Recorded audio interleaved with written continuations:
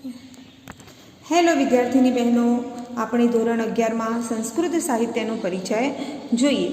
સંસ્કૃત સાહિત્યના કુલ 2 વિભાગ છે, એક વૈદિક સાહિત્ય અને બીજું પ્રશિષ્ટ સાહિત્ય. વૈદિક સાહિત્યમાં વેદો, ઉપનિષદ, બ્રાહ્મણ ગ્રંથો, આરણ્યક ગ્રંથો, વેદના 6 અંગો વગેરેનો સમાવેશ થાય છે.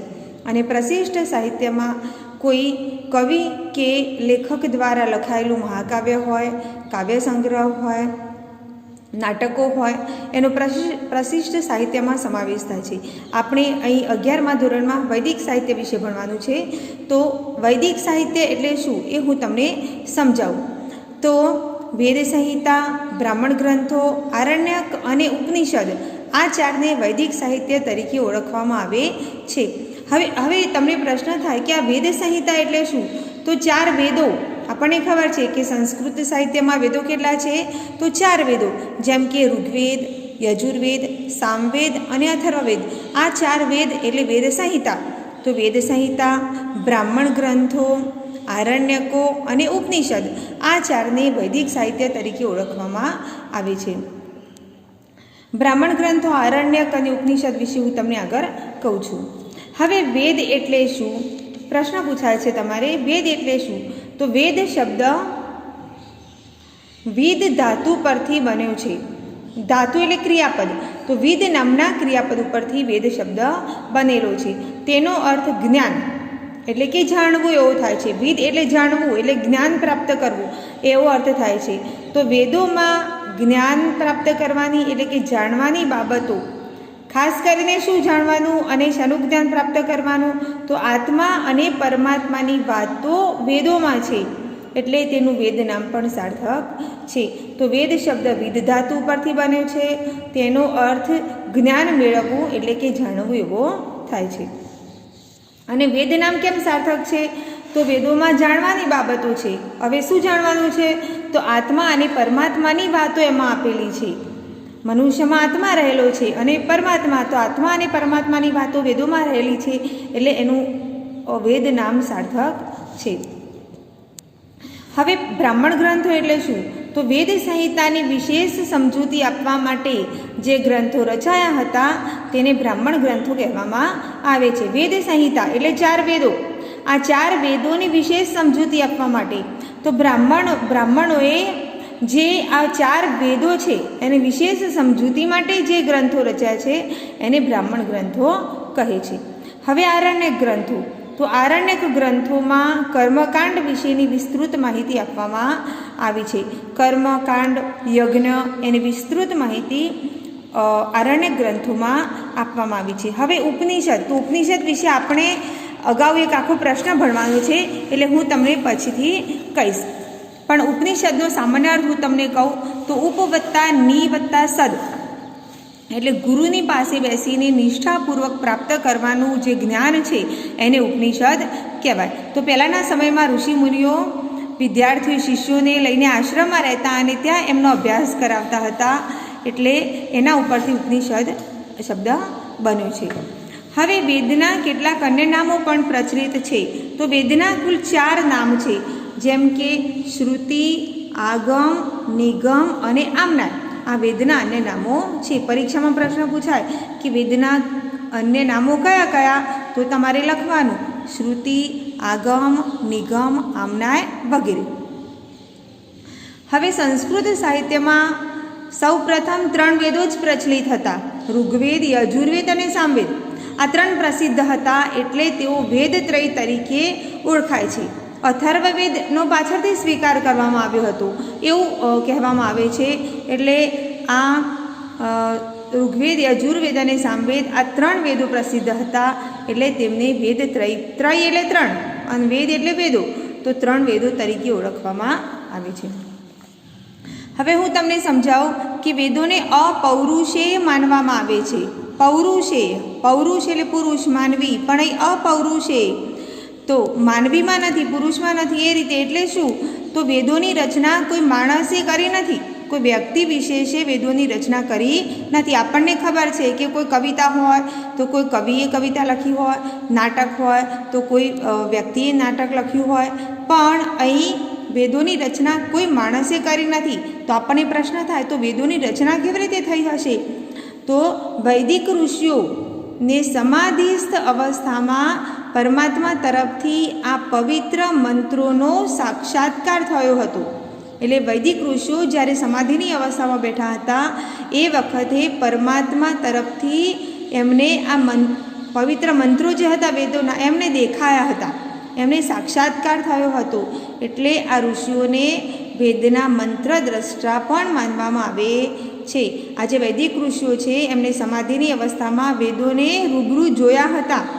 એટલે આપણે જોયું છે, એક ધોરણ 9ની ચોપડી હોય કે કોઈ એક પુસ્તક ઉપર કે એક યજ્ઞ થતો હોય, આજુબાજુ ઋષિઓ બેઠેલા છે અને એ યજ્ઞમાંથી વેદના મંત્રો બહાર નીકળે છે, એવું એક ચિત્ર આપણે જોયેલું છે. એટલે એ આ બતાવે છે આપણને કે વેદ અપૌરુષેય છે, એટલે કે વેદની રચના કોઈ માણસે કરી નથી, પણ વૈદિક ઋષિઓને સમાધિની અવસ્થામાં પરમાત્મા તરફથી આ વેદના પવિત્ર મંત્રોનો સાક્ષાત્કાર થયો હતો. એટલે કે એમને પવિત્ર મંત્રો દેખાયા હતા. એટલે આ જે ઋષિઓ છે એમને વેદના મંત્ર દ્રષ્ટા પણ માનવામાં આવે છે. ઋષય મંત્ર દ્રષ્ટારહ. ઋગ્વેદના કુલ 403 મંત્ર દ્રષ્ટાઓ છે. જે ઋગ્વેદ છે એમાં 403 ઋષિઓને આ મંત્રો દેખાયા હતા. એટલે ઋગ્વેદના કુલ 403 મંત્ર દ્રષ્ટાઓ છે. તેમાં અનેક ઋષિકાઓ પણ છે, એટલે સ્ત્રી ઋષિઓ પણ છે, જેમાં શ્રદ્ધા, વાઘ, અપાલા, ઇન્દ્રાણી વગેરે પ્રસિદ્ધ છે. હવે આપણને પ્રશ્ન થાય કે વેદોની ઉત્પત્તિનો સમય કયો હશે? તો વેદોની ઉત્પત્તિનો સમય સૃષ્ટિનો પ્રારંભકાળ માનવામાં આવે છે. એટલે સૃષ્ટિનો પ્રારંભ જ્યારથી થયો છે ત્યારથી વેદોની ઉત્પત્તિ થઈ છે. હવે ઋગ્વેદ એ વિશ્વનો પ્રાચીનતમ ગ્રંથ છે. સામાન્ય એક પ્રશ્ન છે, જનરલ નોલેજમાં પણ આ પ્રશ્ન પૂછાય છે. તો ઋગ્વેદ એ પ્રાચીન ગ્રંથ છે, જૂનામાં જૂનો, આખા વિશ્વનો બેનો જુઓ. ઋગ્વેદ એ વિશ્વનો પ્રાચીનતમ ગ્રંથ છે. એટલે એક ઋગ્વેદને આદિમ કાવ્ય પણ કહેવામાં આવે છે. હવે વેદોને શ્રુતિ પણ કહેવાય છે. તો વેદોને કેમ શ્રુતિ કહેવાય છે? આપણે જોયું હતું આગળ કે જે વેદના અન્ય નામોમાં શ્રુતિ પણ છે. તો વેદોને કેમ શ્રુતિ કહેવાય છે? તો એક ઋષિ પાસેથી બીજા ઋષિ પાસેથી સાંભળીને કંઠસ્થ કરીને સાચવવામાં આવ્યા હોવાથી વેદને શ્રુતિ કહેવાય છે. એક ઋષિએ બીજા ઋષિને કહ્યું, બીજા ઋષિએ ત્રીજા ઋષિને કહ્યા આ મંત્રો, અને એ રીતે ઋષિઓએ સાંભળ્યા, એને કંઠસ્થ કર્યા, એટલે કે તૈયાર કર્યા, અને પાછા એને સાચવવામાં આવ્યા હોવાથી વેદને શ્રુતિ પણ કહેવાય છે. હવે બેનો પરીક્ષામાં વેદ વિશે પૂછાય તો તમારે આ પ્રમાણે લખવાનું. હવે 4 વેદો છે, એ 4 વેદો આપણે ભણવાના છે. તો સૌ પ્રથમ ઋગ્વેદ. ઋગ્વેદનો અર્થ. તો ઋગ્વેદ એટલે શું પરીક્ષામાં પૂછાય તો આ પ્રમાણે તમારે લખવાનો. તો રુચ ધાતુ પરથી રૂક કે રૂચા શબ્દ બન્યો છે. રુચ ધાતુ, ઋગ્વેદની સંધિ છૂટી પાડીએ તો રૂચ ધાતુ પરથી રૂક કે રૂચા શબ્દ બન્યો છે. વૈદિક પરંપરા પ્રમાણે જેમાં સ્તુતિ કરવામાં આવી હોય તેવા મંત્રને રૂક કે રૂચા કહે છે. આપણને ખબર છે સ્તુતિ એટલે પ્રાર્થના, તો જેમાં સ્તુતિ કરવામાં આવી હોય તેવા મંત્રને રૂક કે રૂચા કહે છે. તો રુચ ધાતુ પરથી રૂક કે રૂચા શબ્દ બન્યો છે. વૈદિક પરંપરા પ્રમાણે જેમાં સ્તુતિ કરવામાં આવી હોય તેવા મંત્રને રૂક કે રૂચા કહે છે. ઋગ્વેદને ઋક સંહિતા પણ કહે છે. ઋગ્વેદના મંત્રોમાં અગ્નિદેવ, ઇન્દ્રદેવ, વરુણદેવ, ઉષા વગેરે દેવોની સ્તુતિ કરવામાં આવી છે. આપણને પ્રશ્ન થાય કે કયા દેવોની પ્રાર્થના કરવામાં આવી છે ઋગ્વેદના મંત્રોમાં? તો અગ્નિદેવ, ઇન્દ્રદેવ, વરુણદેવ, ઉષાદેવ વગેરે દેવોની સ્તુતિ કરવામાં આવી છે. ઋગ્વેદમાં આવતા સંવાદ સૂક્તો, લૌકિક સૂક્તો, તત્વજ્ઞાન વિષયક સૂક્તો ખૂબ જ મહત્ત્વના છે. ઋગ્વેદમાં સંવાદ સૂક્તો પણ છે, લૌકિક સૂક્તો પણ છે અને તત્વજ્ઞાન વિષયક સૂક્તો પણ છે, જે ખૂબ જ મહત્ત્વના છે.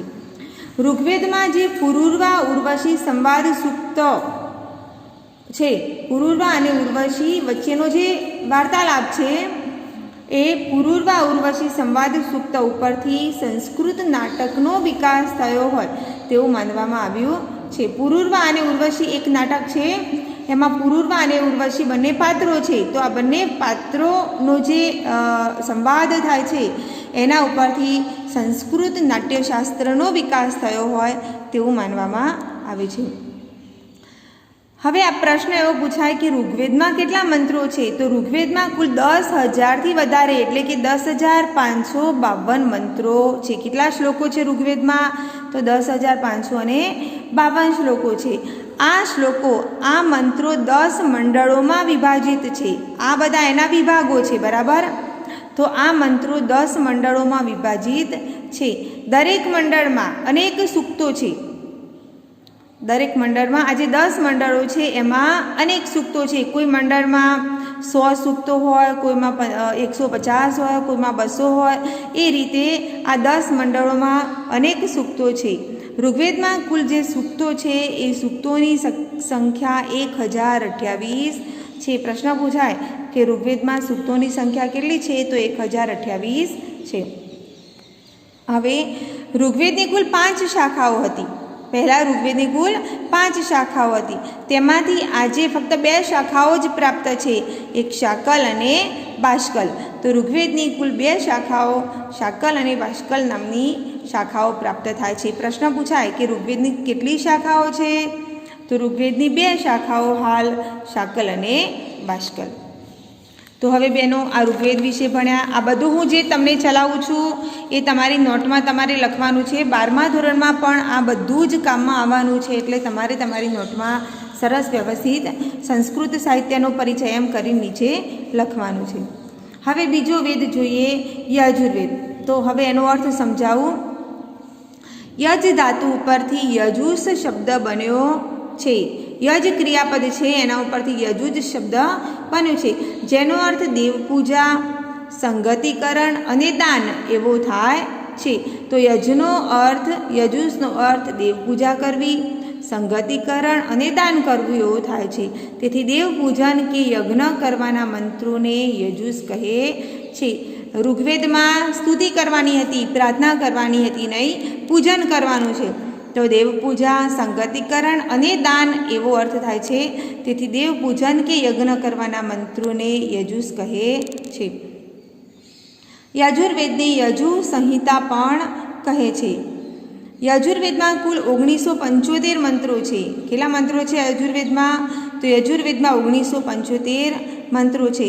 આ બધા મંત્રો 40 અધ્યાયોમાં વહેંચાયેલા છે. કુલ 40 અધ્યાયોમાં, એટલે વિભાગો છે એના, તો 40 અધ્યાયોમાં આ બધા મંત્રો વહેંચાયેલા છે. યજુર્વેદના મુખ્ય 2 વિભાગો છે, એક શુક્લ યજુર્વેદ અને બીજો કૃષ્ણ યજુર્વેદ. હવે આપણે શુક્લ યજુર્વેદ વિશે જોઈએ. તો શુક્લ યજુર્વેદની 2 શાખાઓ છે. પ્રશ્ન પૂછાય શુક્લ યજુર્વેદની કેટલી શાખાઓ? તો 2, એક કાણવ અને બીજી માધ્યંધી. એવી રીતે કૃષ્ણ યજુર્વેદની 4 શાખાઓ છે, એક તૈત્તિરીય, 2 મૈત્રાયણી, 3 કાઠક અને 4 કાપિસ્ટલ કટ. બરાબર, આ પ્રમાણે પ્રશ્ન પૂછાશે, એટલે તમારે આવું યજુર્વેદનું હેડિંગ મારી અને આ રીતે લખવાનું છે. હવે સામવેદ વિશે જોઈએ. તો એનો અર્થ જોઈએ. તો સામનો અર્થ ગીતિ એટલે કે ગાન એવો થાય છે. તેથી સામવેદ ગાનના મંત્રોનો સંગ્રહ છે.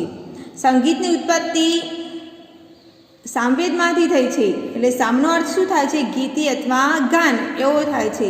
એટલે સામવેદ ગાનના મંત્રોનો સંગ્રહ છે. સામવેદના મંત્રોનું ગાન કરનાર ઋત્વિજને ઉદ્ગાતા કહેવામાં આવે છે. જે સામવેદના મંત્રોનું ગાન કરે છે એ ઋત્વિજ એટલે બ્રાહ્મણ. જે બ્રાહ્મણ સામવેદના મંત્રો ગાય છે એને ઉદ્ગાતા કહેવામાં આવે છે. સામવેદને ભારતીય સંગીતનું મૂળ માનવામાં આવે છે. મેં તમને હાલ કહ્યું હતું, ભારતીય સંગીતનું મૂળ સામવેદને માનવામાં આવે છે. એટલે ભારતીય સંગીતની ઉત્પત્તિ સામવેદમાંથી જ થઈ છે. હવે સામવેદમાં કુલ કેટલા મંત્રો છે? તો સામવેદના કુલ 1875 મંત્રો છે. યજુર્વેદમાં 1975 મંત્રો હતા, જ્યારે સામવેદમાં 1875 મંત્રો છે અને ઋગ્વેદમાં 10,552 મંત્રો છે. તો સામવેદમાં કુલ 1875 મંત્રો છે. આ મંત્રો બે વિભાગમાં વહેંચાયેલા છે, પૂર્વાર્ચિક અને ઉત્તરાર્ચિક. પૂર્વ એટલે પહેલાંનું, ઉત્તર એટલે પછીનું.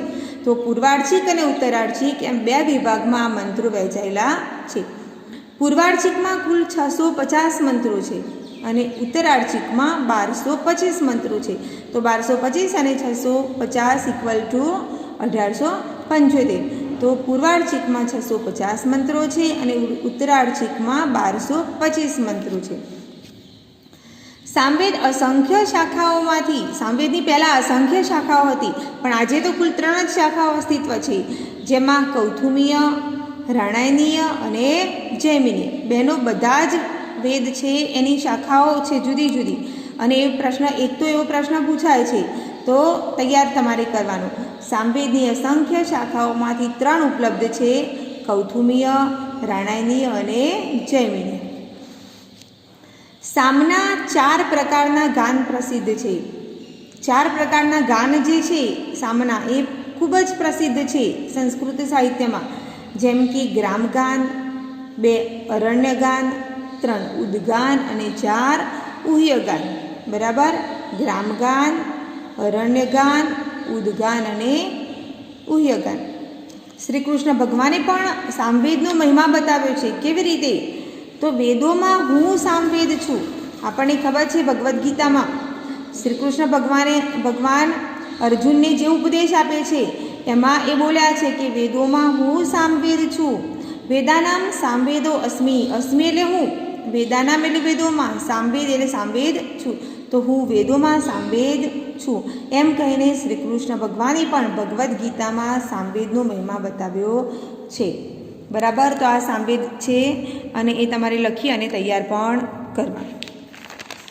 હવે ચોથો વેદ અથર્વવેદ. બરાબર? તો મેં તમને આગળ કીધું હતું કે ઋગ્વેદ, યજુર્વેદ અને સામવેદ આ 3 વેદો વેદત્રયી તરીકે ઓળખાય છે, જેમને પહેલાં સ્વીકારવામાં આવ્યા હતા અને અથર્વવેદને પછીથી સ્વીકારવામાં આવ્યો હતો. એટલે વેદત્રયીમાં એનો સમાવેશ થતો નથી. હવે અથર્વવેદ એટલે શું? તો નામ ઉપરથી જ થર્વ ધાતુ, અથર્વ નહીં, અથર્વનો અ કાઢી નાખવાનો છે.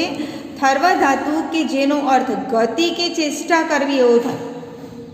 થર્વ ધાતુનો અર્થ ગતિ કરવી કે ચેષ્ટા કરવી, હલનચલન કરવું. પણ અથર્વનો અર્થ કે જેમાં ગતિ કે ચેષ્ટાનો અભાવ, કે જેમાં ગતિ કે ચેષ્ટા હોતી નથી. તો ગતિ કે ચેષ્ટાના અભાવવાળી સ્થિતિને અથર્વ કહે છે. આમ સ્થિરતા કે ચિત્તની વૃત્તિઓના નિરોધરૂપ યોગ, સ્થિરતા, મન સ્થિર હોય, મન સ્થિર કરવાનું છે, અથવા ચિત્તની, ચિત્ત એટલે પણ મનની વૃત્તિઓ, મનમાં જે વિચારો આવે છે, વૃત્તિ એટલે વિચાર, મનની વૃત્તિઓ છે એ નિરોધરૂપ યોગ, મનની વૃત્તિઓને અટકાવવાનો જે યોગ છે એનો ઉપદેશ અથર્વવેદમાં આપેલો છે. એટલે એનો અથર્વવેદ એવો અર્થ થાય છે. તો સ્થિરતા કે ચિત્તની વૃત્તિઓના નિરોધરૂપ યોગનો ઉપદેશ આપ્યો છે એટલે અથર્વવેદ એનો અર્થ થાય છે. એવું પણ કહેવાય કે અથર્વ નામના ઋષિએ આ મંત્રોનું દર્શન કર્યું હોવાથી, મેં તમને આગળ કીધું હતું કે વેદ એ અપૌરુષીય માનવામાં આવે છે, કોઈ વ્યક્તિએ એની રચના કરી નથી. એટલે ઋષિઓને સાક્ષાત્કાર થયો છે, દર્શન થયા છે મંત્રોના. તો અથર્વ નામના ઋષિને આ મંત્રોનું દર્શન કર્યું હોવાથી આ વેદને અથર્વાંગિરસ પણ કહેવામાં આવે છે. અથર્વવેદમાં કુલ 20 કાંડ છે, એટલે પણ વિભાગ. તો કેટલા વિભાગ છે? કુલ 20 કાંડ છે. આ કાંડમાં કુલ સૂક્તોની સંખ્યા 736 જેટલી છે. એના જુદા જુદા સૂક્તો છે, 20 વિભાગોના 20 કાંડના 736. તો આ દરેક સૂક્તોમાં કુલ મળીને 6000 જેટલા મંત્રો અથર્વવેદમાં છે. ઋગ્વેદમાં 10,552, પછી યજુર્વેદમાં 1975, સામવેદમાં 1875 અને અથર્વવેદમાં 6000 જેટલા મંત્રો છે. અથર્વવેદની કુલ 9 શાખાઓ હતી. પણ આજે એની બે જ શાખાઓ ઉપલબ્ધ છે, એક શૌનક અને પીપલાદ. તો અથર્વવેદની કેટલી શાખાઓ? તો બે શાખાઓ. કઈ કઈ? તો શૌનક અને પીપલાદ. અથર્વવેદમાં શેનું કઈ બાબતોનું મુખ્ય છે? તો અથર્વવેદમાં વિવિધ રોગોની નિવૃત્તિના ઉપાયો, વિવિધ રોગો થયા હોય એને કેવી રીતે દૂર કરવા એના ઉપાયો, કૃષિ અને પશુપાલન, રાજ્ય શાસન, બ્રહ્મવિદ્યા વગેરે બાબતો મુખ્ય છે. તો બહેનો, આ વેદ પરિચય અને 4 વેદો વિશે મેં તમને વિસ્તારથી સમજાવ્યું છે. હવે તે તમે નોટમાં લખી દેજો અને સરસ રીતે એને તૈયાર કરી દેજો. Thank you all.